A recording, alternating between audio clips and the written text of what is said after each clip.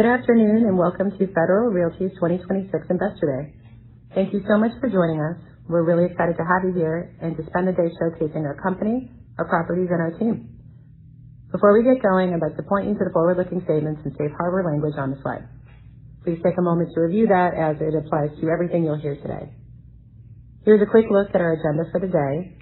We've tailored this webcast experience specifically for our virtual audience.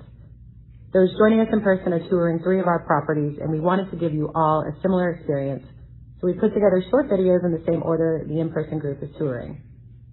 You'll first tour virtually Westgate Center in San Jose, then Old Town Los Gatos, and then Santana Row. Shortly after these video tours, our CEO Don Wood will come on and officially kick us off. We'll have a live Q&A at the end of the program, and you can submit your questions virtually through the Open Exchange site. We'll do our best to get to as many as we can live, or at the very least, follow up with you. One quick heads up before we begin. In our in-person programming, we are also running breakout sessions with case studies that dig into how we lease, how we continue to drive productivity, which, as Don will touch on shortly, is what allows us to keep raising rents, and how we meticulously manage our assets and approach development. Those breakouts will not be carried on the webcast, but all of the materials will be posted on our Investor Day Open Exchange site. I'm flagging this now because you'll likely hear our speakers reference these sections throughout their presentations. So with that, thanks again for tuning in. We hope you enjoy the day we put together for you.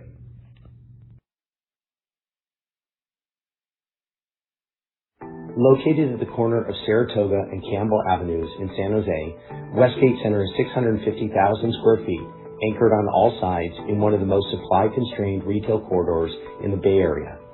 Federal acquired this property in 2004 for $97 million. What you're looking at today is the product of over 2 decades of uninterrupted ownership and a growth trajectory that is accelerating. For most of those 20 years, Westgate compounded steadily. The center was re-merchandised in deliberate steps, the building screened and modernized, the tenant mix continuously refined, sales per square foot grew at roughly 5% CAGR from 2022 to 2025. Federal's deep understanding of this market built the foundation for what's happening now. Several significant transactions are converging at once. Target is renewing at a nearly 6-fold rent increase, reflecting the gap between prior contracted rents and today's market rent. T&T Supermarket is opening here, one of the first U.S. locations for Canada's largest Asian grocery chain. T&T is a destination tenant in the truest sense. Customers drive past closer alternatives, visit frequently, and lift the entire center around them.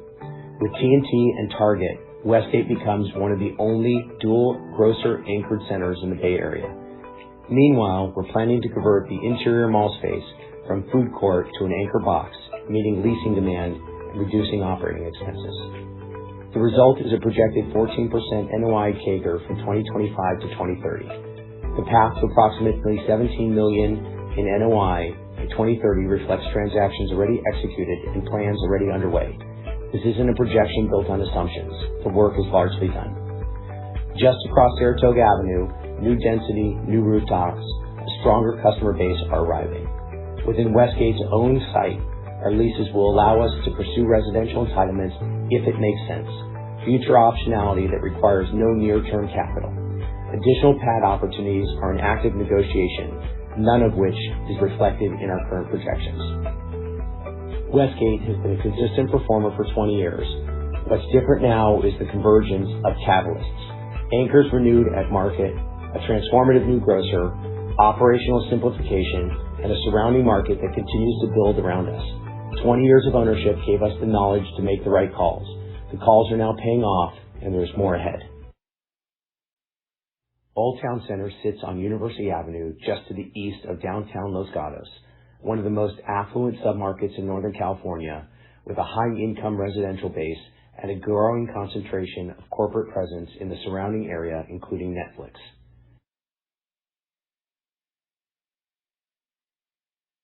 Sephora, RH, Teleferic Barcelona, Blue Bottle, Free People Movement, Warby Parker, Our House. The quality of what's here is evident. These tenants don't land in markets that can't support them. What's less visible is how the transformation happened and what it took to get here. 8 years ago, the rent roll was significantly underperforming the market. With sales hovering around $300 per foot and health ratios in the mid-20% range, the operating profile was not sustainable. The energy in downtown Los Gatos was on the competing street. Old Town's merchandising hadn't kept pace with what this trade area had become. Our decision wasn't to compete with the street. It was to create a new center of gravity, to build a distinct retail environment serving the same affluent customer. What made that possible was a structural advantage, Federal's critical mass on University Avenue. This allowed us to make the commitment to tenants that a single building landlord never could, that if they came, we would build the right environment around them. What followed was instructive. Sephora opened, and Anthropologie, a tenant we'd had here for years, nearly doubled their sales. That performance improvement translated directly into a meaningfully higher rent, which strengthened our position for the next leasing conversation and the next. RH ultimately chose to relocate from the competing street, further validating Federal's ability to change the center of gravity. Each deal raised the floor for everything that came after it.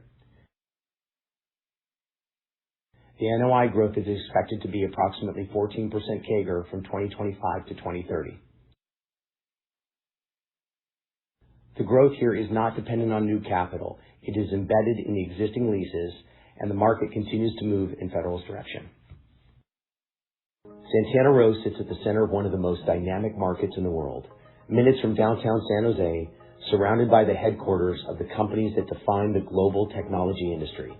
When your trade area includes the highest concentration of wealth and innovation in the world, you build accordingly. Santana Row is what that looks like. With Valley Fair located across the street, the two centers make up the dominant retail node in the market, drawing a combined 27 million visits annually. They complement each other, driving 1.7 million cross-shopping visits annually. Over 100 retailers and restaurants call Santana Row home. From Tesla to Blue Bottle, from Vintage Wine Bar to Viore, the tenant lineup here isn't your typical shopping center roster. Santana Row's retail mix is deliberately curated to ensure there's always a reason to come and always a reason to stay longer. Living at Santana Row means the best dining, shopping, and energy in San Jose are right outside your front door. It's an experience that has been in demand since we first built residential in the early 2000s.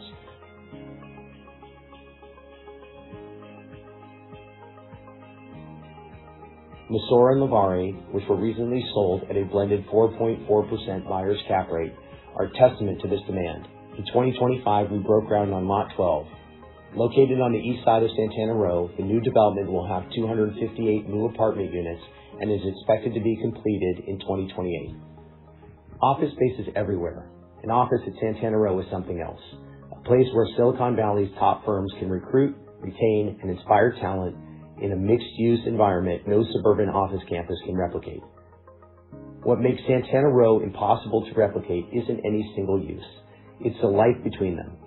Placemaking contributes to the energy that keeps tenant sales strong, apartments full, and office leases renewed. It doesn't happen by accident. It's been almost 30 years in the making. Federal's business development platform harnesses Santana's unique energy and cachet, creating a diversified revenue engine that turns every square foot and every visitor into an income opportunity. Santana Row is a place where retail thrives, residents put down roots, and where every office user wants to be. We're almost 30 years of intentional building and produced something the real estate industry talks about but rarely achieves, a destination that is genuinely irreplaceable. Santana Row is the blueprint for the broader portfolio, with the same principles learned being applied across Federal's assets to drive stronger performance and long-term value creation. This is where Federal learned what great looks like. Well, good afternoon, everybody, and thank you so much for tuning in. I'm Don Wood, CEO and President of Federal Realty. Very sorry that you're not able to join us in person. It is a beautiful day out in the middle of Silicon Valley at Santana Row. And I understand that you've just seen some videos of Westgate Mall or Westgate Shopping Center. You've seen Old Town Los Gatos, and you've seen videos of Santana Row, which is our flagship. What you've actually just seen is $13 million of NOI from Westgate. You've seen $4 million from Old Town Los Gatos. You've seen $100 million, which is where we are these days at Santana Row. So together, you're looking at about $2.3 billion worth of real estate. And there's more than effectively that we do here. Let's talk about not only these shopping centers, but what's to come. This is an asset also that is in San Ramon, California, some miles from where we stand on the East Bay, called Crow Canyon. It's been an asset that we've owned for about 20 years or so now. We've created something like $40 million of value here. It is a Sprouts anchored shopping center in a very affluent area, about $225,000 of household incomes here.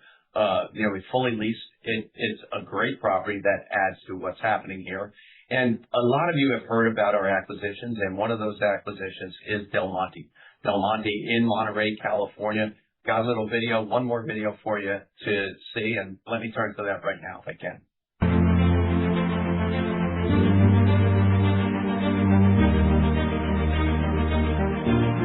Del Monte Shopping Center sits on Highway 1 in Monterey, the central commercial corridor of the California coast.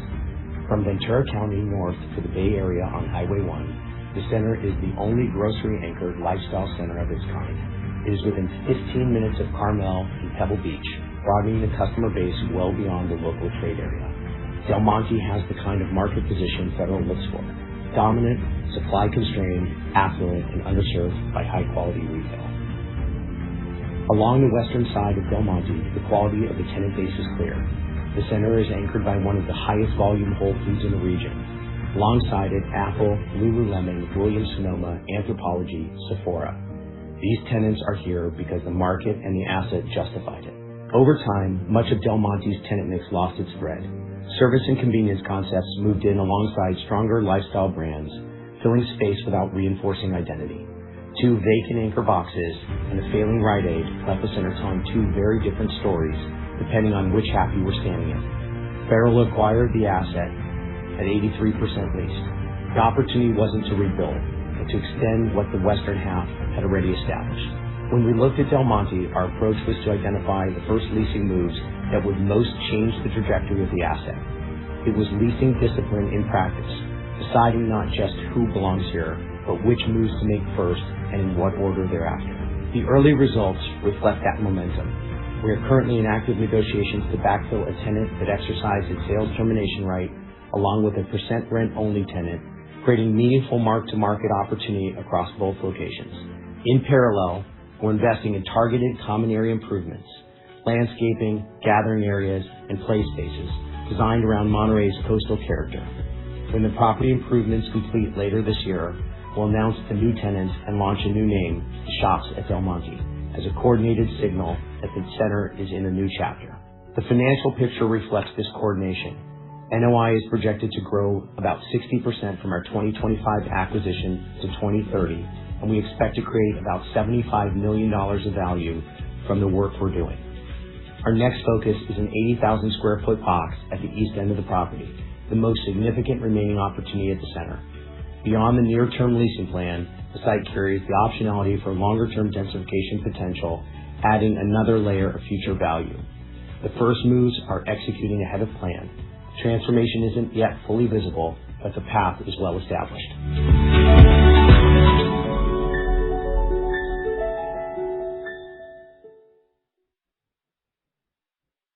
We are very excited about Del Monte. I think it's going to turn out to be one of the best shopping center acquisitions that we've made. There's an awful lot to do there.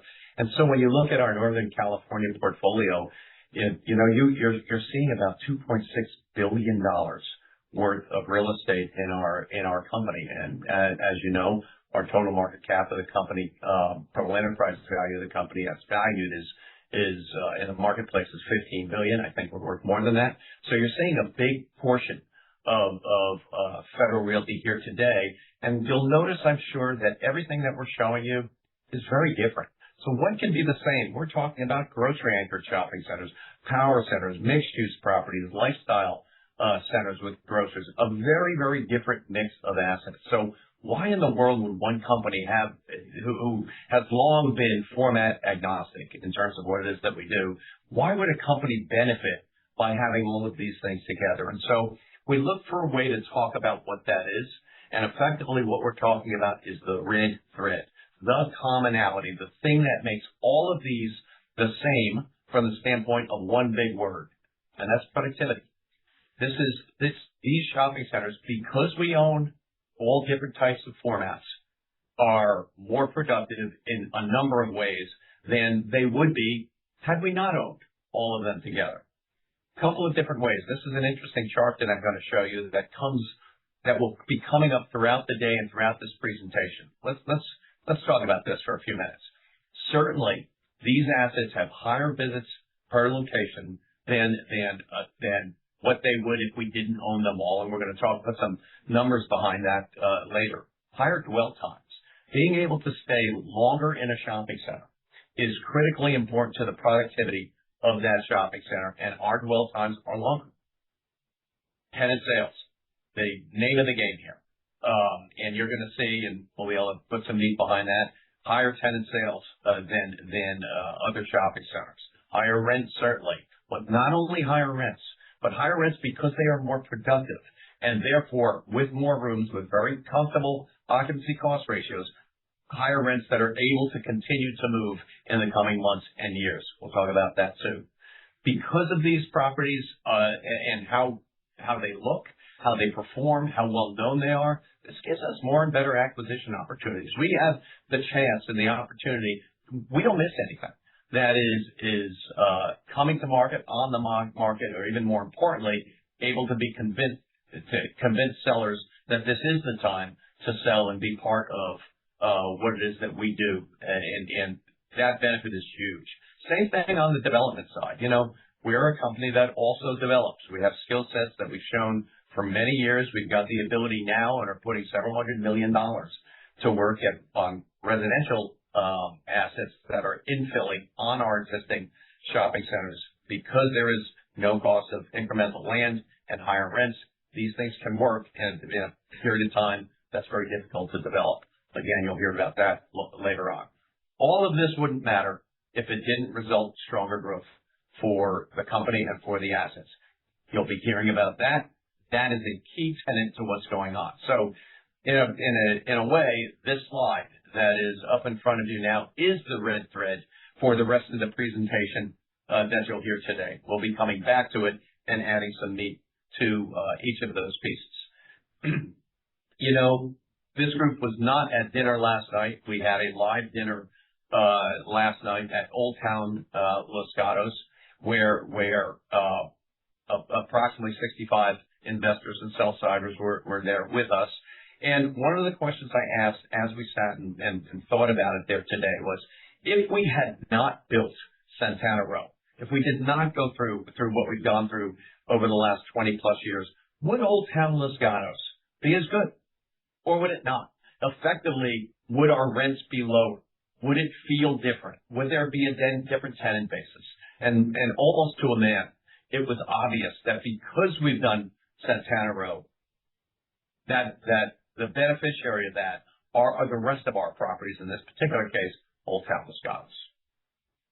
What we call something like the flagship, something like a Santana Row, it is the flywheel behind every Federal Realty property. Effectively, we have, because of things like Santana, Assembly, Pike and Rose, we've got retail relationships that are deeper, that are stronger, that allow us to be able to have more opportunity. And when you really think about our business is one where we cannot predict the economy. We don't know what's going to happen up or down, but we do know that what we strive for, and it comes in, you'll see in a number of ways, and certainly in retailer relationships, to have the most flexibility and the widest funnel by which to create value. Placemaking is really interesting. Lots of people look at federal properties and say, yeah, they're pretty.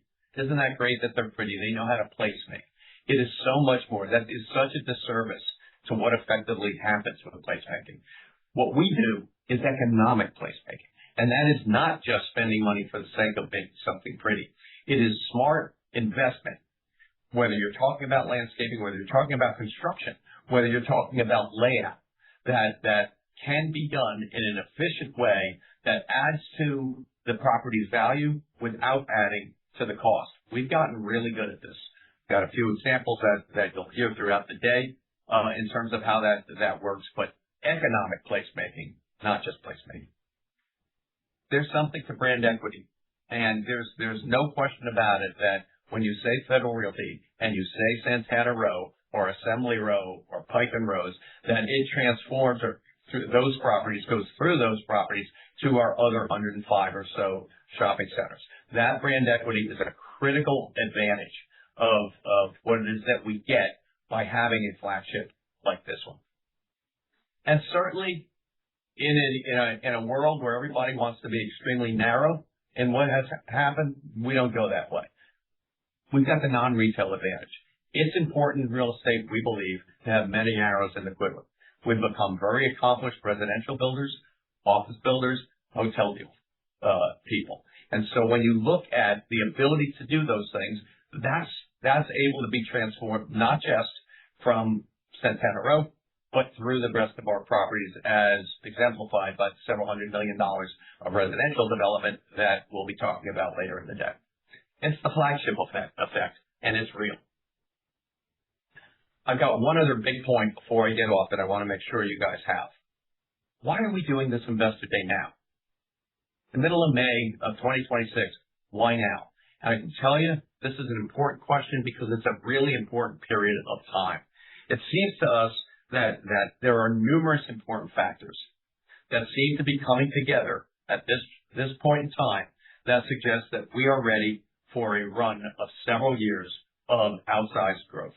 And I want to go through some detail as to tell you why we believe that. This is a hard slide to read, I understand. And it's got 24 years, if you will, of information on it that just happens to coincide with the first year I took over federal in 2002. But very simply, the year, the FFO per share, and the growth rate. And I want to take through this history because I think it's illustrative of where we're about to go over the next few years.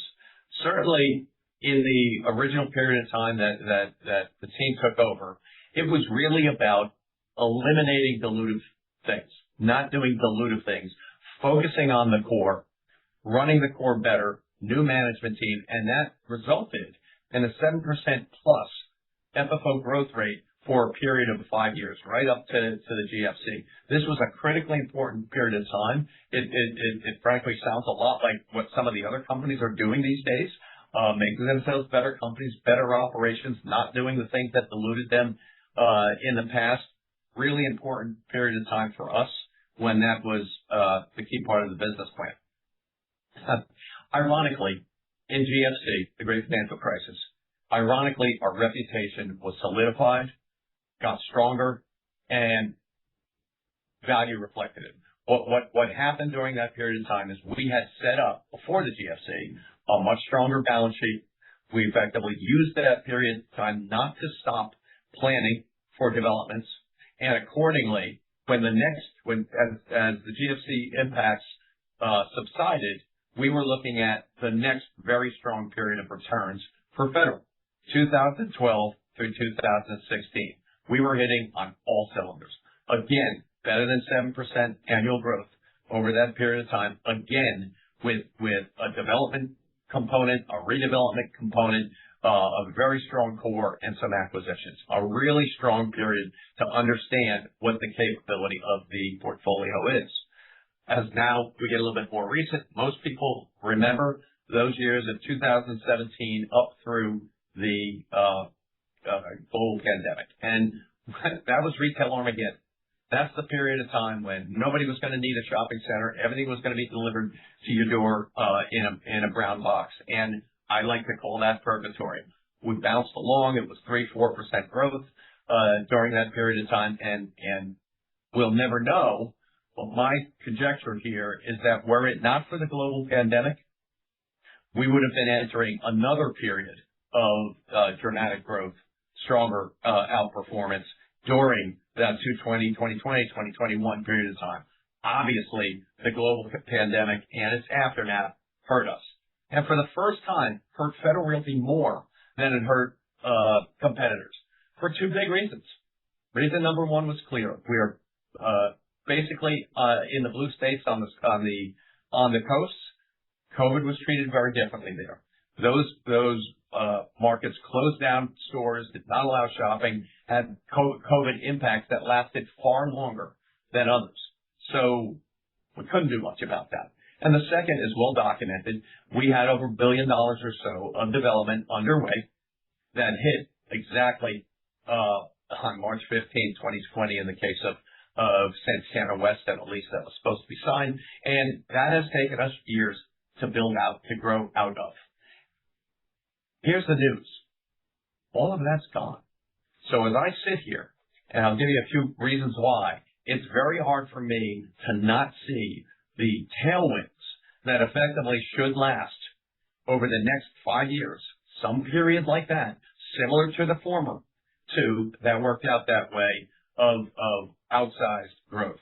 Again, the slide, Dan will be back later in the day, NG, to be able to put some more meat on this slide. But I'd like to tell you why I believe this, in addition to the history. Check this out.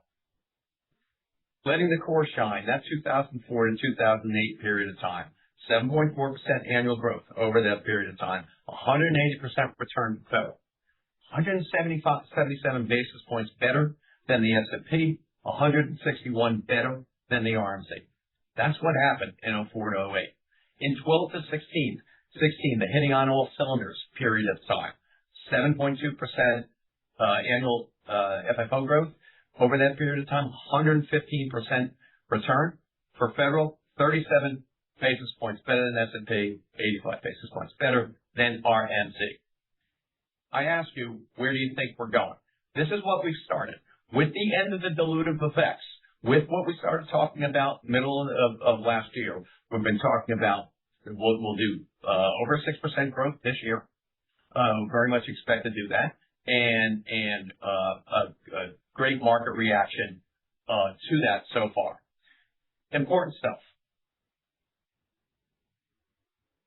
Here's the reasons I'm very comfortable in at least looking at the factors that should result in this. The post-pandemic drags are gone. Talked about it. The ability to lease up Santana West, the ability to lease up 915 Meeting in Pike and Rose, and other projects along the way are not dilutive any longer. They're gone. Really important. Macro point coming next. Demand exceeds supply. It's well documented, and there's no question that that it's very, very difficult to imagine the next few years being strong from a standpoint of new supply coming on. Construction costs, rents they don't pencil. You'll see some, but nothing that should change that overall macro dynamic of demand exceeding supply. By the way, that is a benefit that did not help us in the 04 to 08 period of time, or in the 2012 to 2016 period of time. In both of those periods of time, it was widely accepted that supply exceeded demand. That's not the case. So that's a really good, important part of the next 5 years in terms of what you should see, in addition to number one. That's not all. The ability, let's see, there we go. The ability to, as you started seeing this year, capital recycle, not selling things that we should have never bought in the first place, but rather reaping the strong gains and strong value that we've created over the last 20 years through the sale of things like Lavari, Missouri. I think you will see another sale announced over the next few weeks in the company of a shopping center. This gives us a cost of capital advantage that is unmatched. This stuff is great stuff that has created that value and can be redeployed into faster growing assets. I think you saw that with respect to what happened out in Kansas City. In Omaha, I think you'll see better and better news coming out of places like that. Del Monte, which I just announced or talked about a minute ago, is doing the same thing. So huge advantage to us going forward to turbocharge growth. And here's the last piece of it. I talked last night about at dinner about AI and our AI initiatives there. That will result in faster collection of money. That will result in other efficiencies throughout the organization, in addition to a development pipeline that includes several $100 million of residential development at shopping centers that will incrementally add. In addition to that, you'll see ancillary income. You'll see sponsorships and other things that places like Santana Row, we haven't exploited to the fullest. When you take these four things together, I think, and you look at the history of the company, it's a pretty good argument that suggests that outsized growth should be what you see from Federal going forward. It is the red thread that makes us a better company. It is that common productivity superiority that goes through each of these property types that works. 2 points I'd love to make sure you know before I leave. We are format agnostic, and that is a real advantage of this company. And I very much believe that we're on the cusp of the next 5-year wave. Hope that's helpful to you. Enjoy the rest of the presentation. So the people on the webcast, welcome.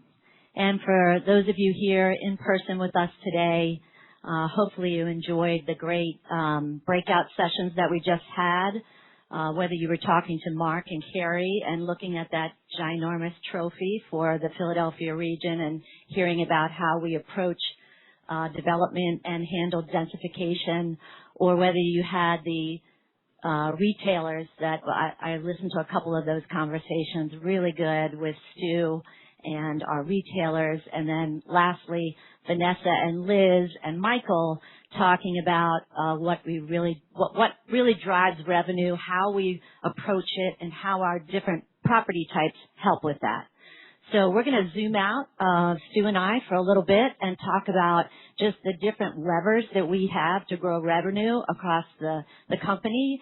And hopefully the goal is so that when we get to Dan at the end and he puts up the projections that we expect for the next 3 years, you're going to have as much confidence in those numbers as Stu and I do. So when I think about our business model, right, it's really about creating that durable income stream that continually has ability to grow over time. And it's really kind of a simple formula. I kind of put it in 3 little buckets. It's wealth and density, so money and people, combined with great locations that we have and various different format types. And that's really important on the format side. And that is really the engine that drives the productivity that you're hearing about all today, and you'll continue to hear through the next couple of programs, that drives our growth for the company. So let's dive into demos a bit. Certainly the foundation of our business all starts with the people that live around our centers. This is a map showing aggregate household income per square mile, a heat map, the darkest shade being the highest. When you overlay our properties in blue, it's probably not a surprise that they line up with those dark pockets. We truly operate at the intersection of income and density.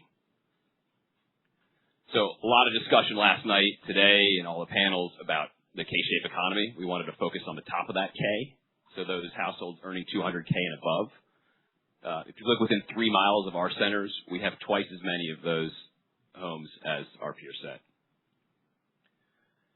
Not only are those affluent customers spending more, they are also spending faster. So if you look at that same 200K cohort in real growth, and then the FRIT average household income, both growing in a similar pattern. This is really critical. You heard this from our retailers. These are the customers that they are interested in. They are risk mitigants. They are places where you can push price increases, and they drive higher sales forecasts, which is really important, and we'll touch on shortly.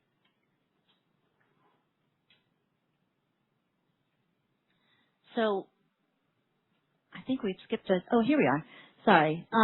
You've seen this before, so I think Don brought this up in the beginning. It's really our different format types, and it's broken out by NOI contributing to the overall revenue of the company. So it's everything from the center of universe here at Santana Row, mixed-use project, to some of our smaller grocery-anchored shopping centers, and basically everything in between. So let's talk about how some of our properties compare to our peers. Generally, our properties are 80% larger than our peers, which gives us a wider breadth of retailers that we're in front of all the time. It also gives us opportunities to get at the real estate, which we harvest, again, over time. And on average, 53% higher visits than our peers, so strong visits, large properties, and people hang out more. They dwell longer, about 20% more. So when you were talking to Vanessa and Liz, they were talking about the different relationships we have with the retailers and how we transfer those relationships from one property to another. And I know because I've had several of you talk to me about, I go to these events, I hear the earnings calls, and everybody, all your peers say they have great relationships. And we do. They do. And we do. Frankly, it's the best part of the business. The advantage that we have is that deeper, broader group of retailers that we are constantly in front of, and that history and performance and importantly, partnership with the retailers, that they want to know us. So for all the leasing department in Federal Realty that's listening today, and they say it's all about my relationships with the retailers, it is. I don't want to take that away, but it always gets it back to the location and the great real estate that we own.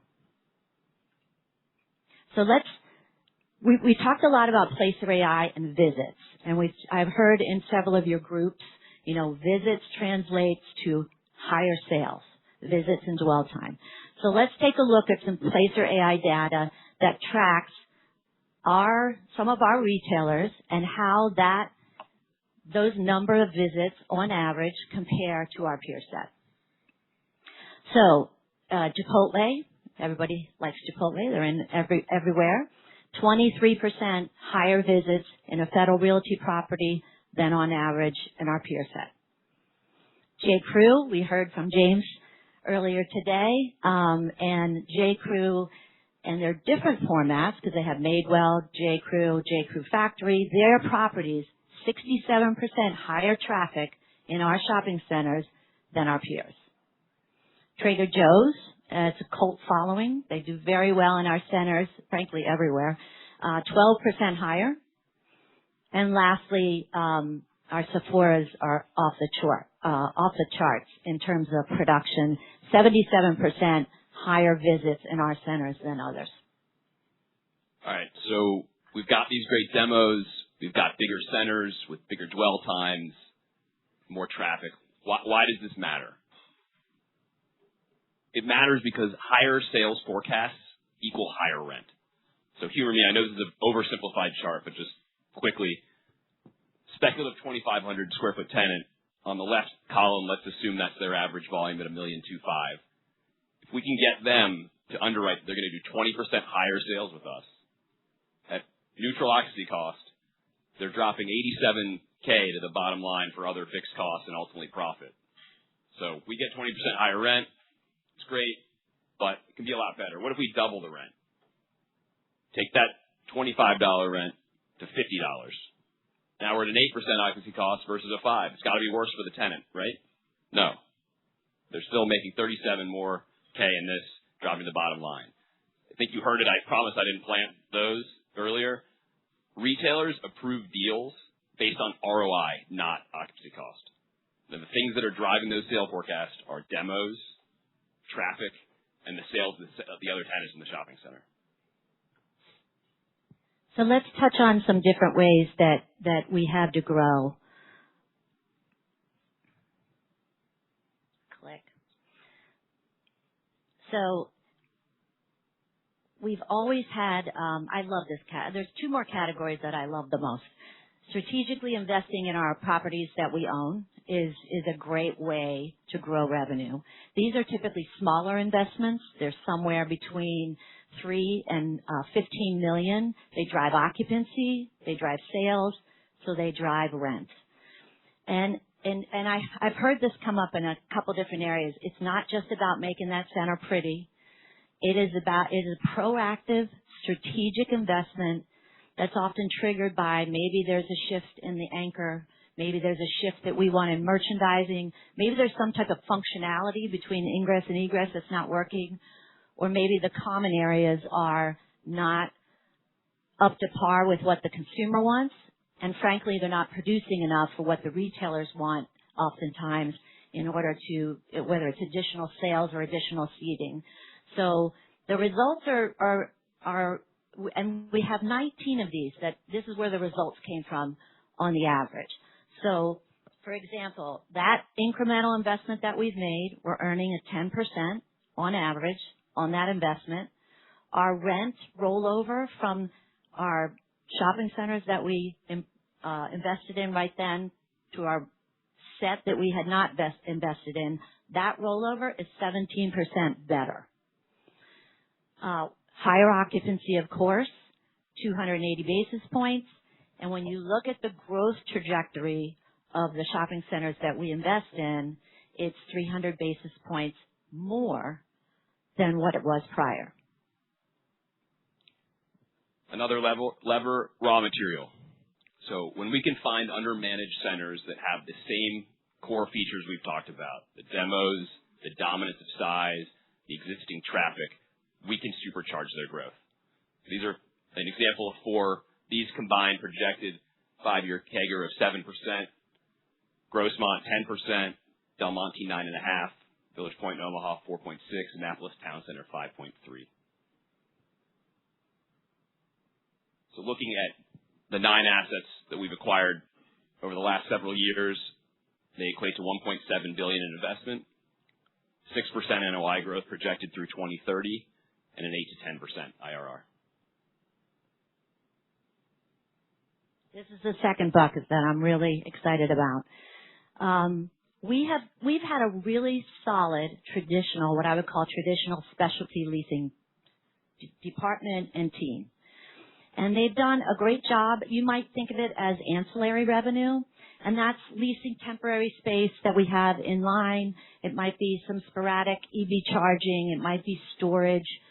We also, with our properties like Santana Row and others, we have a great opportunity to take advantage of paid parking. That's another really nice income stream for us. When you put that program today all together, it's about a $30 million program. Now, and Don touched on this a little bit in the beginning, we are starting to lean into our leveraging of some of our bigger assets and leveraging and on brands and companies that want to get in front of the kind of demographics that our properties bring to the table. So, and they're willing to pay for it in a meaningful way. So we did a global deal with Mercedes for over 60 of our assets. You may have seen on the top trolley tour, maybe the Lexus pop-up, that's going to be an activation that's going to happen. I know we've done it with BMW. And we even have a pop-up of Dolce & Gabbana coming to Leawood, Kansas. And so I think we're just getting started on what this platform can produce. We've hired some new talent, both on the sponsorship side and somebody to drive our business development department. So I am very excited about where this can go over time. And basically, we haven't even begun to scratch the surface on technology. So when you're thinking about autonomous vehicles and drones, and we're out right now with an RFP on a digital media program that I think is going to be meaningful. We expect this $30 million program today to go to $50 million by 2030.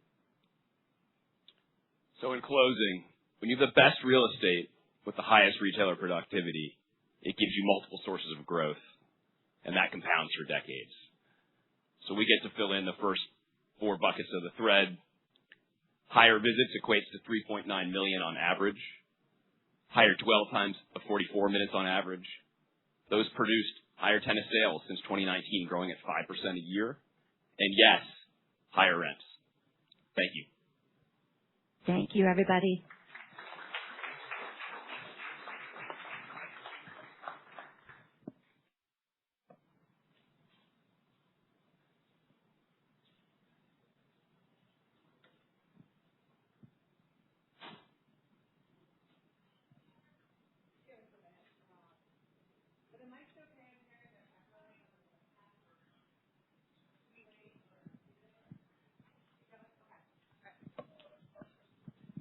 Are we good?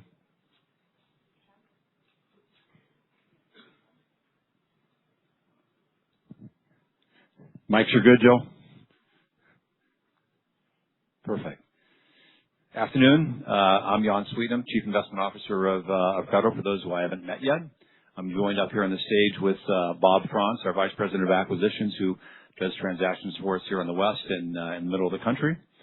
And Patrick McMahon, our Senior Vice President of Development, who you met earlier today at Lot 12. We're going to talk about capital allocation. I'm going to start with just going through capital allocation, our capital recycling, some of our targeted returns, and I'll turn it over to Bob to talk about acquisitions in terms of how we source transactions, what we're seeing in our pipeline today, and as we're fresh off of ICSC, what the new intel is, and then Patrick will bring us through development, our development team, and what our development pipeline looks like going forward. So before I get started in terms of going over capital allocation, I just wanted to give a little bit of context to what we're seeing in the capital markets. I think it'll be helpful for the discussion. And on the last earnings call, I mentioned that it's not new news that there's a lot of capital coming into retail right now. It's very competitive out there on the acquisition side. With the relative returns in some of the other sectors such as multifamily and industrial, and with the performance of retail, with the occupancy, NOI growth, and that retailer health, we talked about it last night too. A lot of capital has and is pouring into retail right now, and notably, core capital is back in retail for the first time in a long time. It's a really important piece for us that we'll spend a little bit of time as we go through this. So let's get started with our targeted returns. These are the four big buckets that we allocate capital to as we think about it, whether we're buying, selling, or developing. These are our targeted returns, both in terms of what we're looking for in terms of a cap rate and the 10-year IRR. So when we're selling an asset, we're typically targeting returns 5 to 6% cap rates, 6 to 7% IRRs. We're looking to sell assets at or below our cost of capital. This is a big source of capital fuel for us. And when we say the 6 to 7% foregone IRR, that's just simply saying here's today's market price. If we sold it for this, but we really held it, this is the IRR that we would not be getting if we're selling it. And we'll talk a little bit of that in a moment. And then the second is that if we're acquiring assets, we're acquiring assets clearly above our cost of capital. We're acquiring them also to a premium above what we're selling assets for. And so one of the things is the capital markets today, it is more competitive out there, which is a double-edged sword for us because our acquisitions are more expensive, but at the same time, our dispositions are more valuable. And so what the key is, what is the spread between the two? That's the important piece. And then development, we're really talking about residential development, residential over retail. What are the returns that we're looking for? And we're really targeting returns above the cap rates in the marketplace today. The cap rates are in the mid-high 4s, low 5s, depending on where we're building, where the asset is, and the type of product. And we're targeting returns on cost of 6 to 7% and IRRs at 10 to 12%. And you heard about some of the redevelopments that we're doing here. One of Wendy's favorite part is adding value by way of example to our shopping centers. That's where we get some of our fattest returns. We're targeting 8 to 10% stabilized returns on cost and 12 to 14% IRRs. Big source of growth for the type of assets that we own. Hopefully today you're taking that. We love to create value. That's our business. We enjoy it. We enjoy the process. We deliver the outcomes, which is the most important part. And I thought I'd just go through the hierarchy of our IRRs that we're targeting for the different types of investment that we do, because that's an important piece of what we do. As capital allocators, our job is to invest and earn an appropriate risk-adjusted return and use a lower cost of capital to pay for it. I mean, that is key piece. So if we're selling assets to 6 to 7%, we're looking to reinvest it in acquisitions at 8 to 9.5% or more, 150 or 200 basis points spread over what we're selling assets for. And that's kind of the key spread that's important as we think about capital recycling. If we're developing assets, we're taking that type of a risk. We're targeting returns 300, 400, 500 basis points higher than our 10-year cost of capital around 7%. That's the discipline we use to allocate capital. Key pieces. Next is capital recycling. Capital recycling has to start with unlocking the value that we have created and that we're just not getting paid for right now in the market. We've identified a pool of assets of about $1.5 billion that they're ready. We think the market's going to pay a premium price for them. And as we sell those assets, it will deliver a low cost of capital to be redeployed in accretive acquisitions. These assets generally are assets that we've owned for a long time. We've created a lot of value. The rent roll, the leasing is rock solid. There's very little risk for the buyer seeking to allocate capital and core capital into retail and or residential, as the case may be. So the strategy really is we've got to harvest the value that we've created, redeploy it. We need to buy assets that have a lot of elbow room that we can create the value over time, and then repeat that again and again. I mean, that's kind of the key. It's as simple as we are trying to sell core returns and buy value add returns and earn that spread.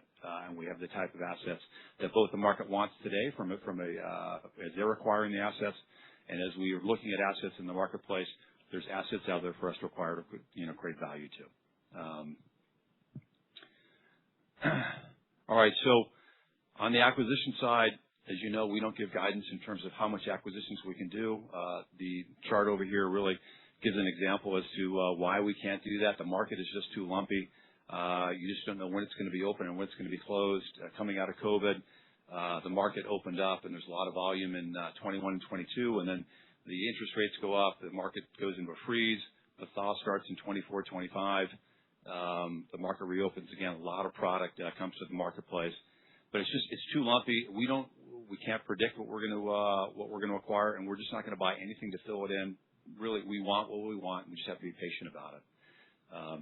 On average, over the last 5 years, we've acquired about $440 million per year. I'd be disappointed if we don't do better than that over the next several years. But look, we don't make the market. We have to see what we can get accomplished out there. All right, so I just wanted to turn to the buy box real quick. I know we've all seen it, but I think it's important to what we're still doing today. This is still where we're looking to allocate our capital to. Top metro areas with good jobs, good job growth, large dominant centers that serve an affluent community, and retailers that do well, and most importantly, also that known identified demand exceeds supply, right? So when we go in and we're looking for an asset, we talk to a lot of retailers, understanding if we buy this, would we go there? That's a key piece. And most importantly, the center has to be big enough and it has to have enough GLA that we can get to for us to make a difference. It's great if it's big, but if it's all locked up, we can't get to it. It really doesn't make sense for us. The reason, and this buy box is still a guiding light in terms of our acquisition strategy. You heard a little, Sue and Wendy put it up there just for a minute or two. And the reason is the performance has been so good. So we've purchased $2.2 billion of assets over the last 5 years. Nine of those assets are, $1.7 billion of those assets are in 9 shopping centers that fit directly the buy box. And the performance has been incredible. And as we get in there and we work it and we re-merchandise it and we lease it and we really understand it, the forward-looking CAGR is just unbelievable. And so that just gives us continued conviction that those are the type of assets that we want to continue to buy because we can create value, we can harvest it, and we can do it all over again and rinse and repeat. All right, so you saw this map. Stu put it up here. So our plan is to invest in 3 to 5 new markets. We have 2 of them done so far in Omaha and Leawood. Still in sight here, plenty of product for us to look at. We've got the dark magenta metro areas are areas where there's a lot of affluence, a lot of money. There's a lot of people there.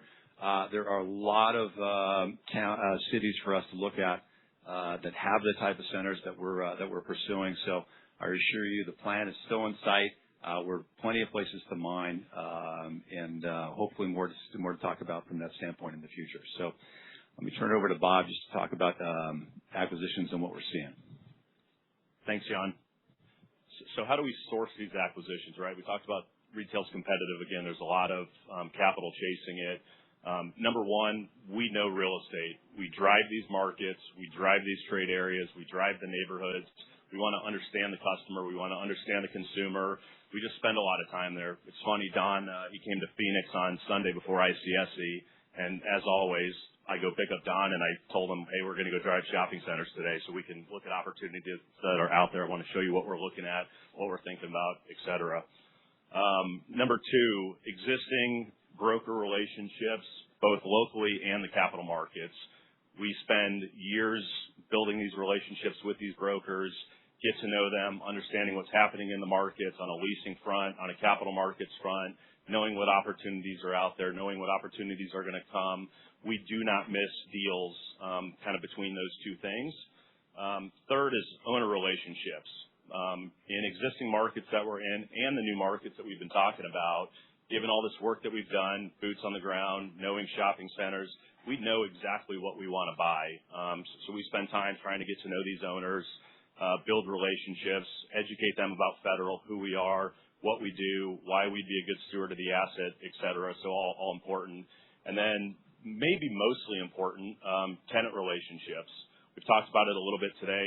Tenants trust us. They kind of understand our vision. They know that we can execute. Where do they want to go, both in markets that they're already in and new markets, kind of similar to what we're doing on our new growth strategy.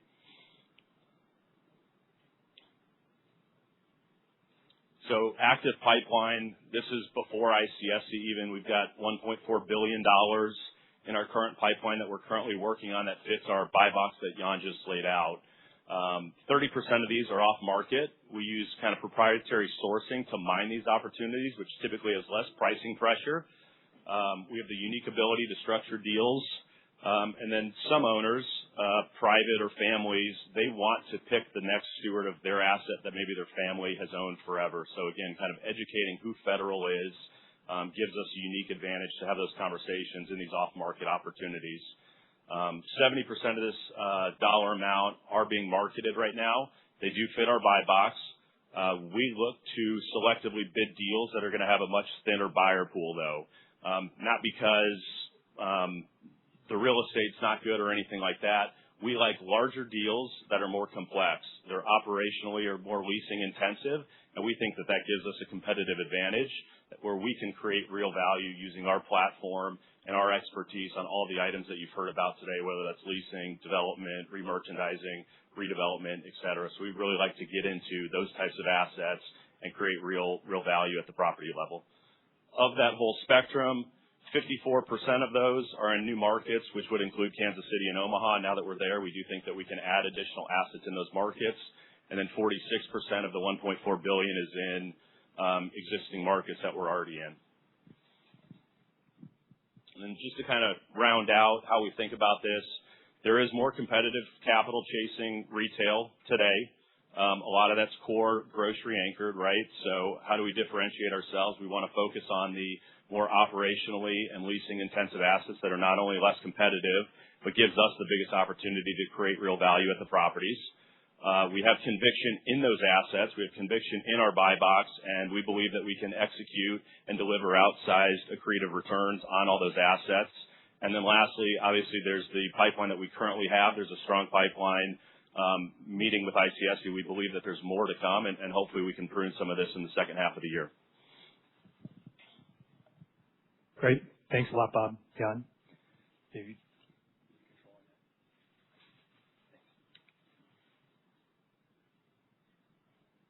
Let's go back. There we go. I want to walk you through why our development platform enables us to realize premium risk-adjusted returns today. I want to start first with one of our core differentiators, our development team. The team as well as our development approach. We live in the markets in which we develop. We know those markets. We know the market drivers. We know the economic drivers there. We know the neighborhoods. We know the contractors. We know the brokers. We know the architects. We are the local developer. We also, when we develop, we manage the entirety of the development process, the full life cycle, entitlements, design, construction, all the way through stabilization. The team that underwrites the deal is the team that delivers the deal. That continuity over the life cycle of the development process is the single biggest contributing factor to why our underwriting holds up at stabilization. Our team, living in these markets, working in these markets, we work for a very long time to cultivate strong, lasting relationships with municipal officials as well as elected leaders. We earn their trust. That trust is a primary major de-risking factor on every entitlement. Over the past 15 years, our development team has put in place nearly 2 million square feet of office space, 1.3 million square feet of retail space, and over 2,700 residential units. That experience, that execution capability sets us apart among our peers. A couple of other real true structural advantages. We build on land that we already own. Often that land is on our balance sheet at low basis, sometimes at no basis. That changes the math dramatically. And it's one reason why our development pencils when others does not. We're not buying land at today's valuations and building at today's costs. Another reason why our development pencils sometimes when others does not, at our mixed-use assets, our residential and our office realize rent premiums in their immediate submarkets because of the amenity that we're delivering. The number one office amenity, the number one residential amenity isn't found within the four walls of the building. It's a dynamic, thriving, fully amenitized street, a complete neighborhood. And a complete neighborhood is something that is not easily replicated. And you can see here on the screen, those squigglies mean approximate, not less. Those are your rent premiums on office and residential at Santana Row, at Assembly, and at Pike and Road as compared to their direct submarkets. These are structural advantages. I say structural because these are advantages that are not characteristic to one or even a couple of our developments. These are advantages that are characteristic to our development approach. It's how we do it. Talk a little bit about what we're delivering right now. You heard already from Mark, 217 units, 19,000 square feet at Bala Kimwood delivered earlier this year.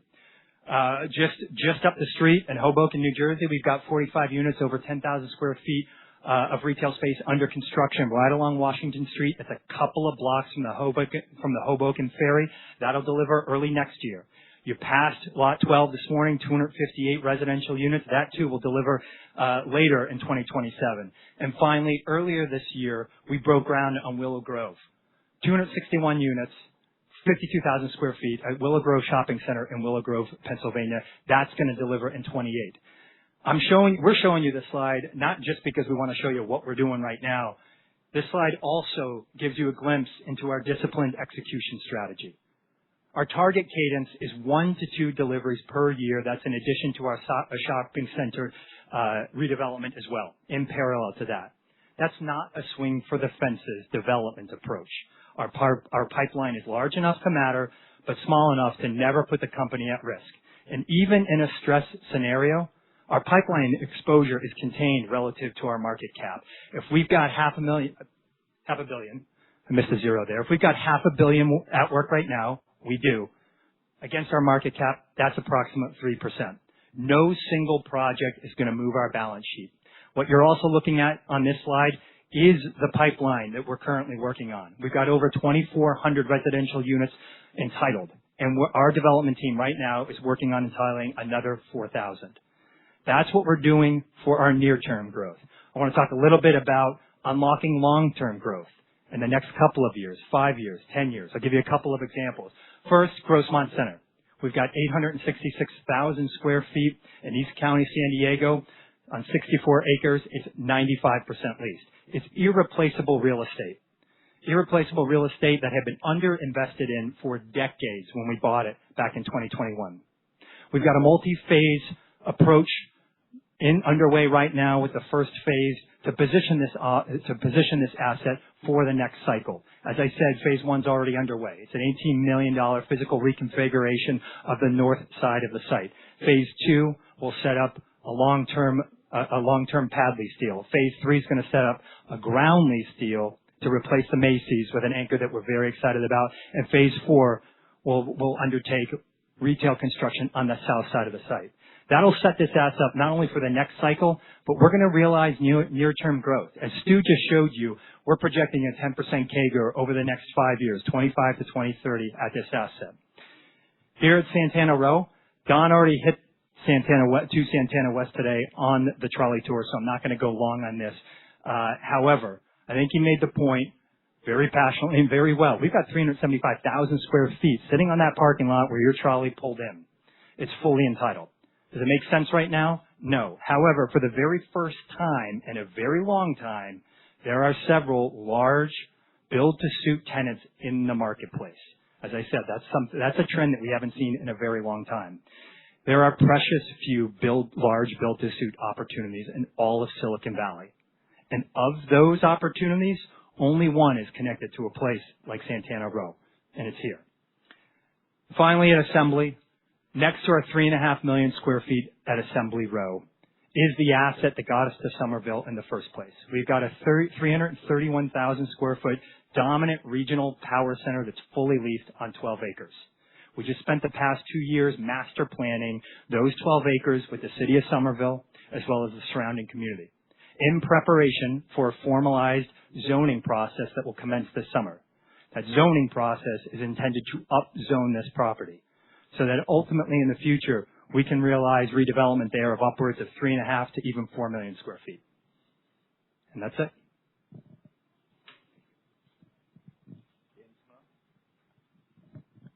That's it. Thank you. More and better acquisition opportunities, $1.4 billion pipeline, 3 to 5 new markets, 8 to 10% targeted returns, and then more and better development opportunities, $500 million active pipeline, 6 to 7% forecasted ROI on those residential, premium risk-adjusted returns. Did I handle that? Good. There we go. Let me get to mine. Building blocks of durable growth. It's kind of my version of the red thread. From a financial perspective, I view it as building blocks as being more appropriate.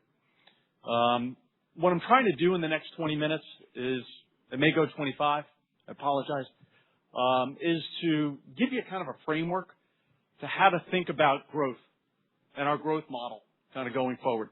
We've given you the guidance for 2026, but how do you think about 27? How do you think about 28? Looking to simplify the approach in terms of how to look at it. We're complicated, maybe a little bit more complicated because we grow in a diversity of ways, whether it be within our comparable portfolio, whether it be through development, redevelopment, through capital recycling. Not as easy to model. So I want to try and simplify that approach and kind of give you a framework for the next 2 to 3 years. Going to touch upon those building blocks of comparable growth, of incremental POI coming from our development, redevelopment, growth coming from our capital recycling, as well as really what the impact of our balance sheet looks like and how that impacts kind of growth going forward. I also want to touch upon kind of a little bit at the end to give you, I am not going to give an NAV, but I do want to give you the components of NAV that maybe are not readily visible from our disclosure, and we're going to work to improve that, to give you maybe a way to get to an implicit cap rate given where we trade. And then last, and probably the most important, is free cash flow for us is expected to grow significantly, as is AFFO. Free cash flow starting this year, AFFO starting next year.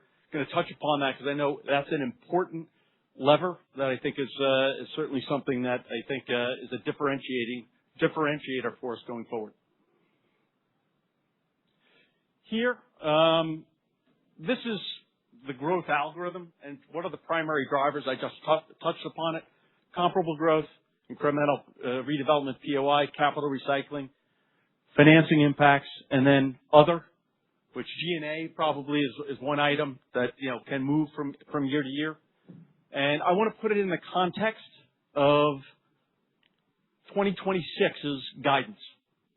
Okay, to kind of give you a sense of how we got from 2025 of 706 per share of 2025 core FFO, and got down to our guidance right now, which is kind of 750 to 751, or 6.3% growth. And really comparable growth, if you look at our 3 1/8 to 3 5/8 current guidance on a comparable base in 2025 of $790 million, that roughly gives you about 28 to 33 cents at the low and the high end of that. Okay, that 28 to 33 cents drives 4.3% FFO growth. Incremental redevelopment POI. We talk about, we've given guidance, $14 to $15 million of incremental POI coming from incrementally this year versus 2025. That's 16 to 17 cents of incremental redevelopment POI translates to about 2.4% of FFO growth. Subtotal that is 6.7%. Add in capital recycling. Obviously, we bought a lot last year. We're off to a reasonably good start this year with the $92 million we have acquired, $753 last year. Some of the benefit last year was from what we bought, but the incremental benefit is 12 to 13 cents or 1.8%. So that gets us into the mid-eights before you get to the headwinds of refinancing and capitalized interest, which between refinancing our 1.25% bonds and the move in guidance from 13 million to 11 to 12 on capitalized interest gets us to a headwind of roughly 1.9%, a little bit higher G&A on the margin due to investments in personnel and in technology, in ancillary income, sponsorships. We get to the 746 to 755 guidance range and gets us to the 6.3% current guidance. That's how I'm going to set up talking about 27 and 28. First thing, comparable growth. Now this was a much more complicated slide. I took out some of the detailed numbers there to try and simplify it, but focus on the bottom. We report both GAAP, FFO, comparable growth, and that's been our history of reporting it on a GAAP basis. Our approach has been, because FFO is tied to GAAP. Okay, so it seems as though if you want to know what our comparable growth is and how it impacts FFO, comparable is GAAP same store or comparable is the way to go. We've also expanded our disclosure to make it easier for folks to understand what our cash NOI growth is. And over the next 2 years, I'll jump to the punchline. We're expecting 3 to 4% on a GAAP basis over those in each of the 2 years in that range, and 3.5 to 4.5% on a cash basis. Okay, 75% of that, or call it 2.5% on a GAAP basis, 3% on a cash basis, is really driven by the primary drivers. Kind of really what are and it's contractual increases, rollover, occupancy. People don't talk about downtime and other things that kind of can offset that. Those are the primary drivers. That's where most of the growth comes from. But because of our business, we've got other ways to grow. Other residential rents. Wendy talked about a big growth from 30 to 50 million in parking and ancillary income. Term fees. Term fees are part of our business. Okay? We include them. We don't exclude them. Yes, they're lumpy. They are recurring, maybe not forecastable with precision, but they are a part of our business because we have great real estate. We have better contracts. We're able to extract additional income when retailers want to not honor their contracts as they move forward. Expenses and credit reserve can move from, but these are all the things.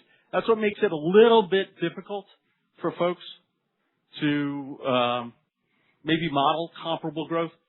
Use this as a check. I know you're going to go down into the weeds in your models, but use this as a real check to make sure that you're in line in terms of your model outputs. One of the things also, the primary drivers up top, they are going to be different between a GAAP and a cash basis. Contractual increases on a cash basis are in that 2 to 2.5% range.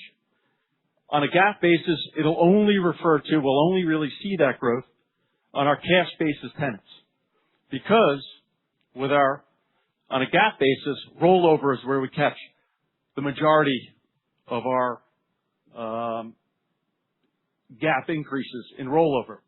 Our GAAP rollovers, straight line rollovers, are in the mid-20s. Our cash rollovers are in the low to mid-teens. So that's where you're going to see some of those differences. That's why we report it the way that we do.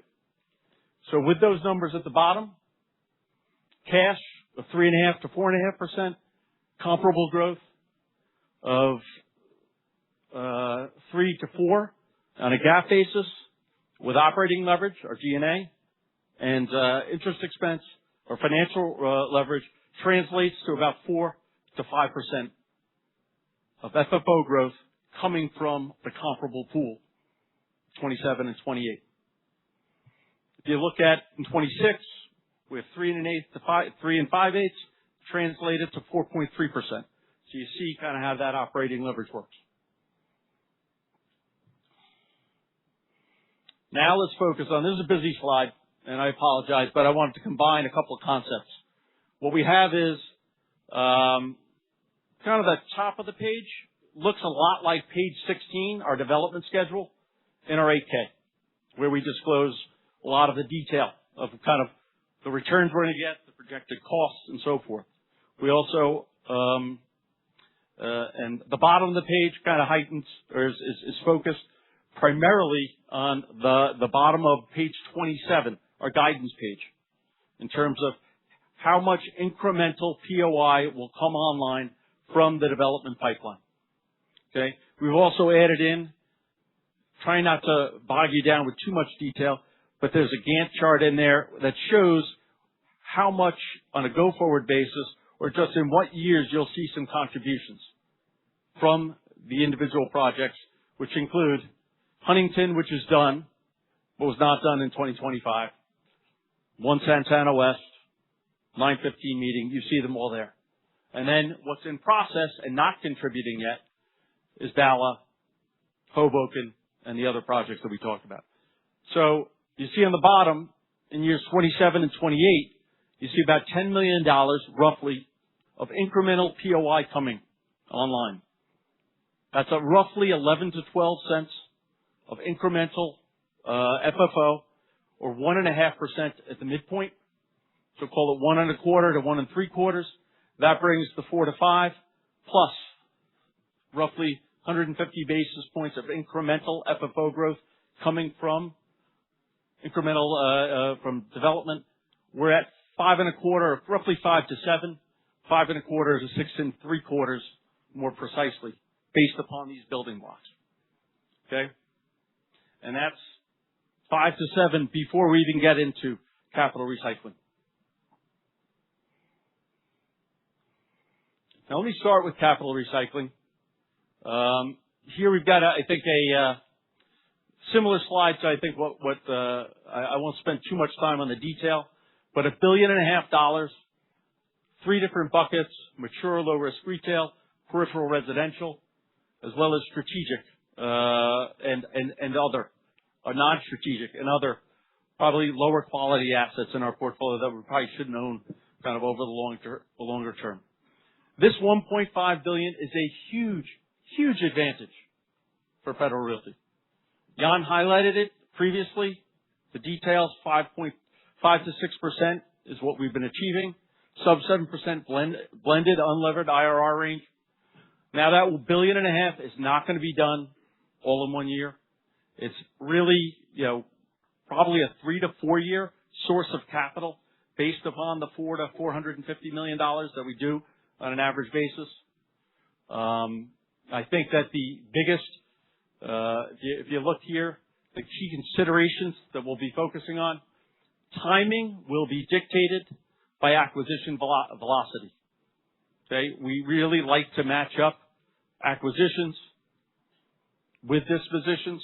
So acquisitions will lead, dispositions will be shortly behind. Under a longer term consideration beyond this $1.5 billion, I would say we have another couple $2 billion of assets that we would consider for sale on a longer term basis. Now, so most of this also, in terms of the $1.5 billion and potentially the longer term, we would consider primarily selling 100% of the assets. We'd also consider selling joint venture interest, passive joint venture interest in some of these assets, if that's the right way for us to move forward. Some of the assets that we own, people want us to be staying in.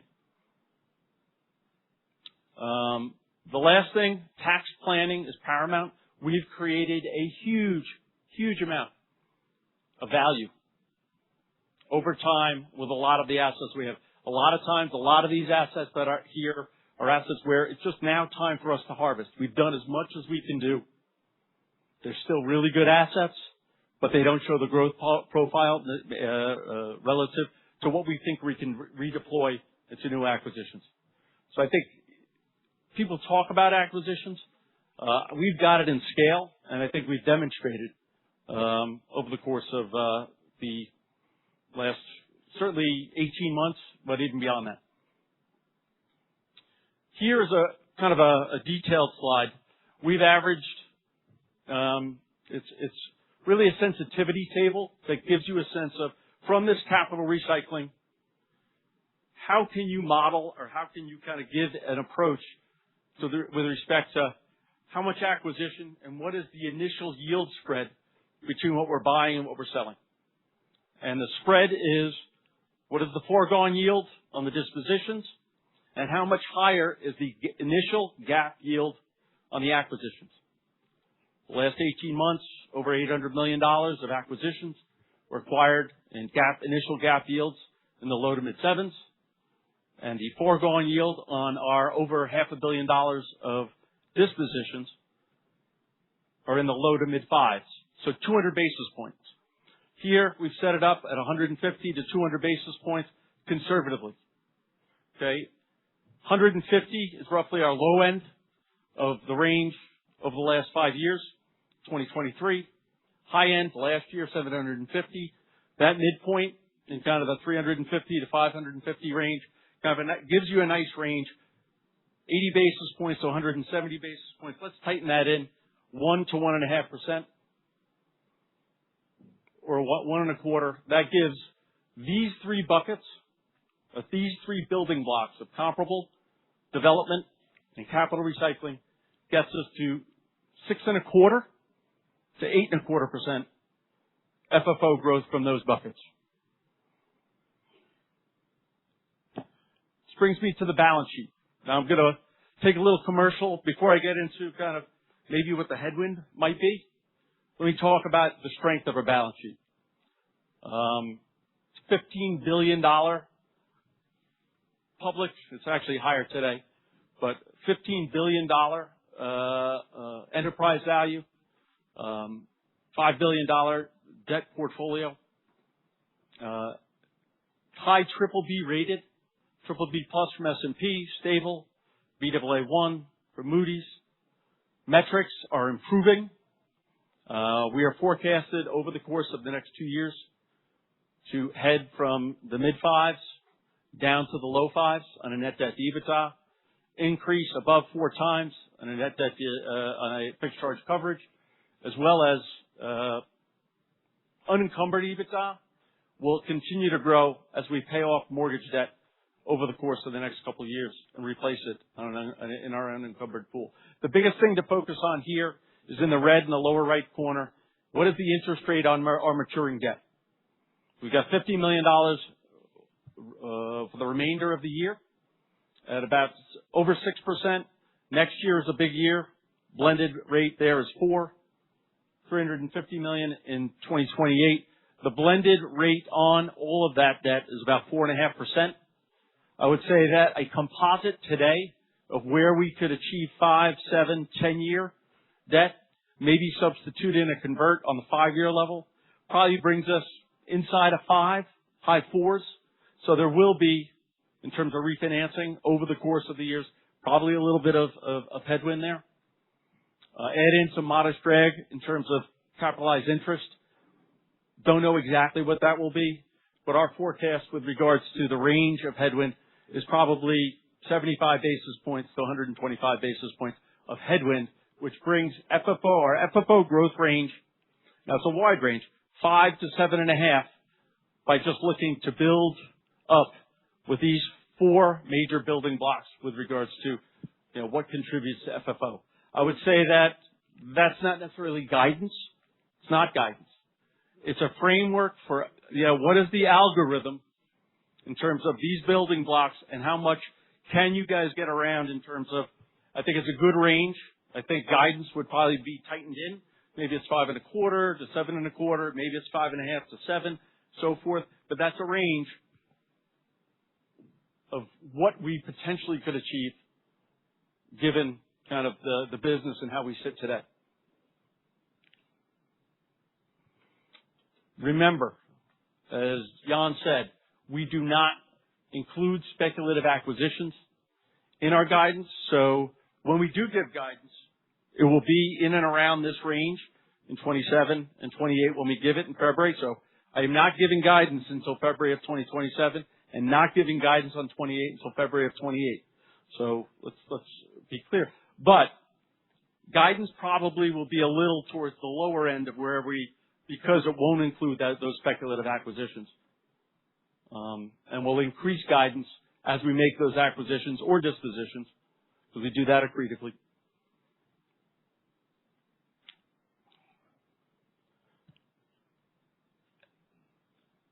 Going back to Don's chart, which I've looked at for every board meeting for the last 10 years. That's 40 board meetings.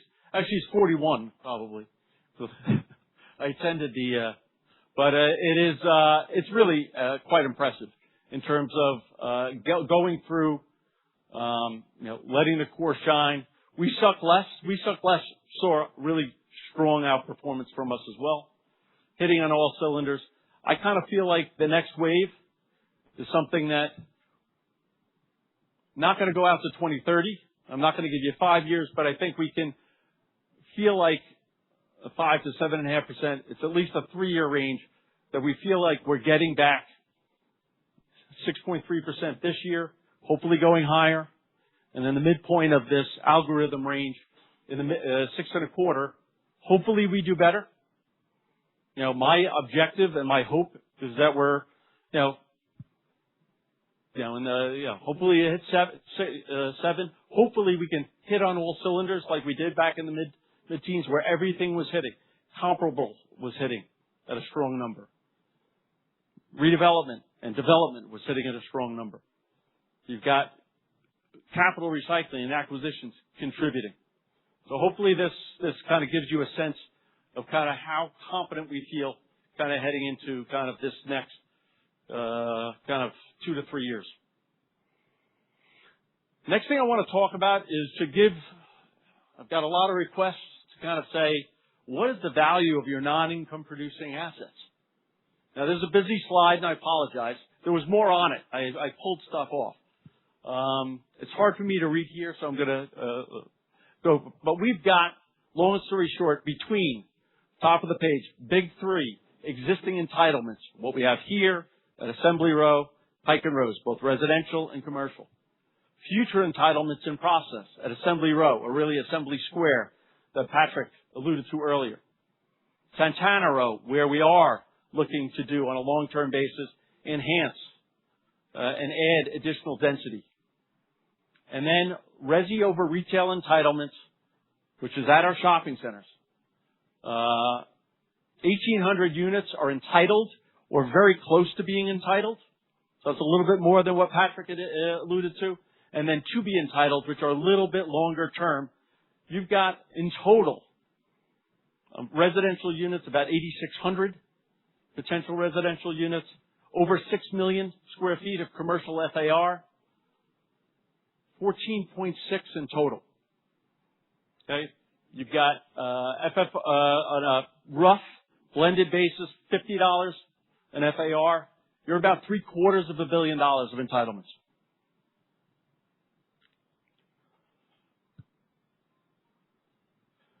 So here's not my NAV. This is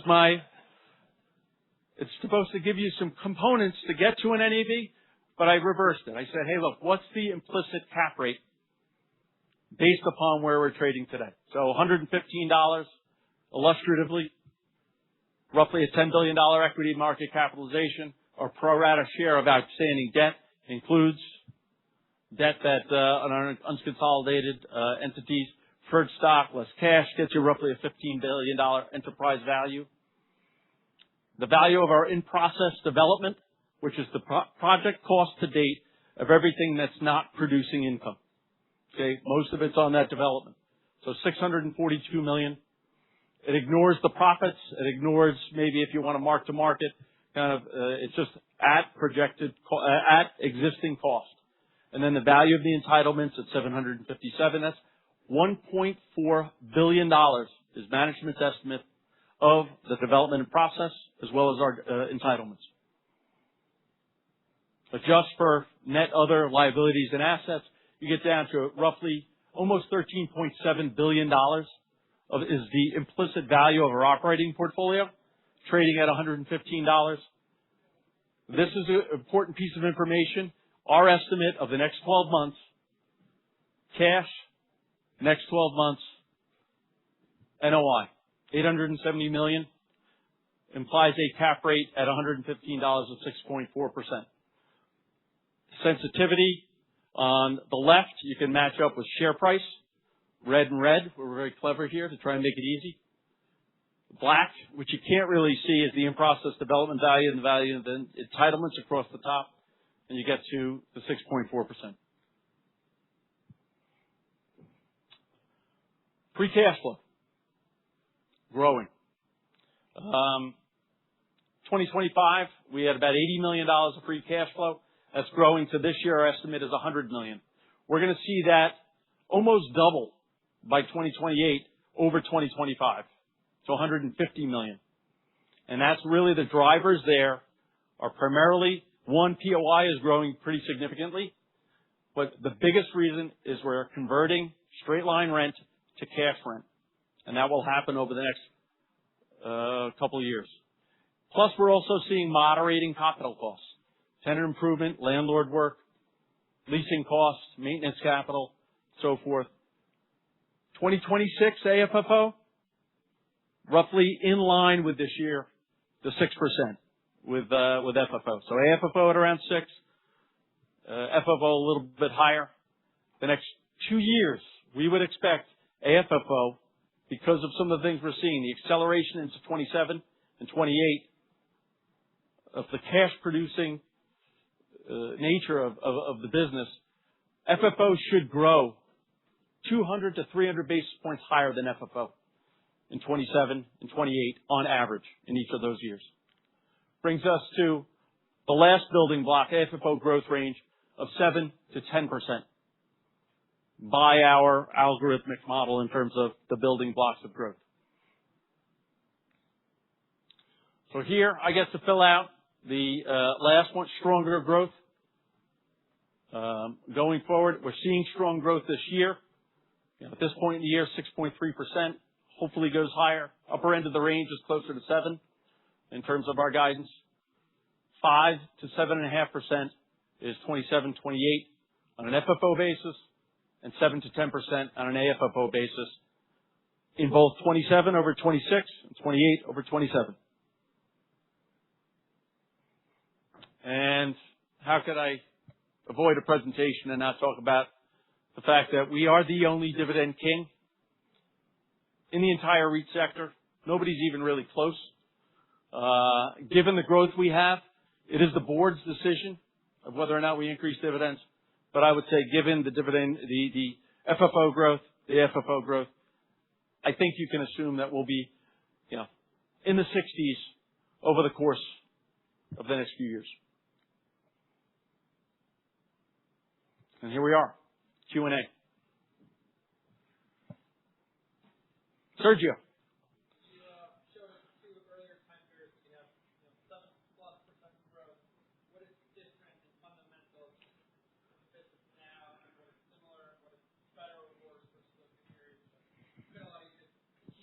Look, there were different things that really drove some of that growth, and I think we tried to name kind of what that, some of that stuff was. Don, if you want to come up and, because this conservatism, I think we're about to hit on all cylinders again, but I think we're being a little conservative. Look, it's a volatile environment right now out there with regards to the capital markets, with regards to the geopolitical landscape, with regards to interest rates and where they're heading. Look, I think the 5 to 7.5, I'm hopeful that midpoint, 6.25, is something we can count on and hopefully do better. Just like this year, we're roughly at 6.3, 6.25. Hopefully we'll do better. So,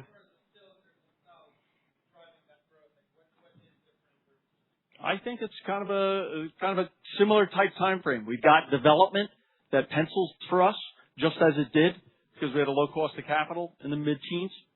And I think that we're seeing the opportunity to deploy capital and recycle capital very, very effectively. I think the comparable portfolio is set up to grow. I think cash growth over the next 2 years of 4% at the midpoint feels pretty good. Cash POI growth. So, I think our ability to kind of find more opportunities to develop and our ability to find more opportunities to recycle capital, I think is kind of positions us hopefully to get back into that 7+ range. But look, it's tough to forecast 27 and 28 today.